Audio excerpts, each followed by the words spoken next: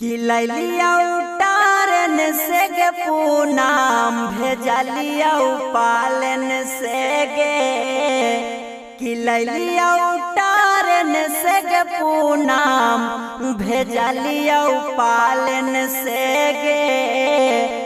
जहाजियो पर बैठ गनी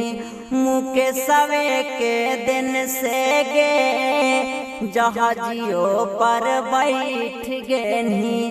मुके सवे के दिन से गे कि लैलिया उतारन से गे पूनाम भेजलिया पालन से गे कि जहाजियो पर बैठ गनी मुके सवे के दिन से गे